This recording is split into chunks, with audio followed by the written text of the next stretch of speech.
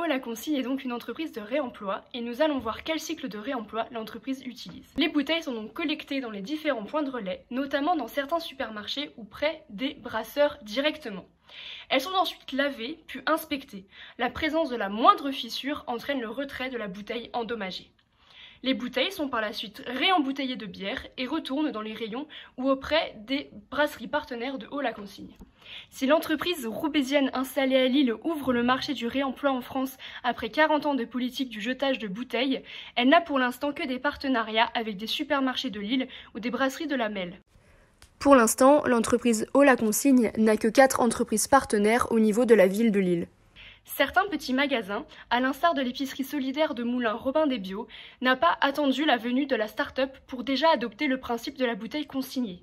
Les adhérents travaillent en collaboration avec des entreprises belges, puisque chez nos voisins, l'économie circulaire est nettement valorisée, voire obligatoire dans certains domaines, comme sur les chantiers par exemple. Nous sommes donc allés à la rencontre de ces adhérents et nous leur avons demandé quelles étaient leurs méthodes pour utiliser le réemploi. Là, un certain nombre de produits ou de références qui sont consignés.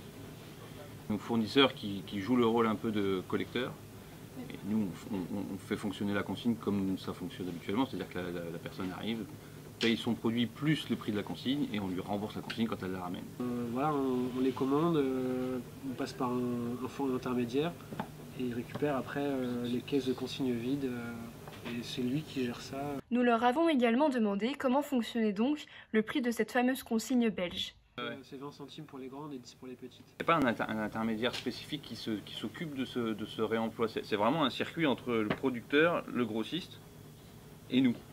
Et en fait, toutes les transactions se font comme ça. Il n'y a pas un opérateur au milieu qui gère les flux de... Il n'y a pas d'obligation légale à consigner, c'est plus une démarche du producteur qui veut s'engager justement vers un zéro déchet. Mais nous, politiquement parlant, on a été incité depuis une quarantaine d'années à jeter et recycler, quoi.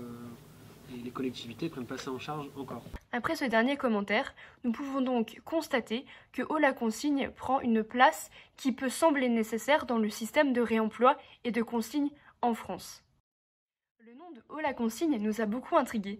Nous avons donc demandé à la cofondatrice de l'entreprise de nous donner la raison de ce nom. Le terme réemploi était quand même toujours moins connu que consigne, donc ça c'est pour le sens du mot consigne, donc c'est pour évoquer tous ces contenants réemployables. Et haut la consigne, c'était à la fois un clin d'œil au fait qu'on doit porter haut la consigne en fait, et on a beaucoup d'énergie à mettre en place pour que ça revienne, et on vient des Hauts-de-France.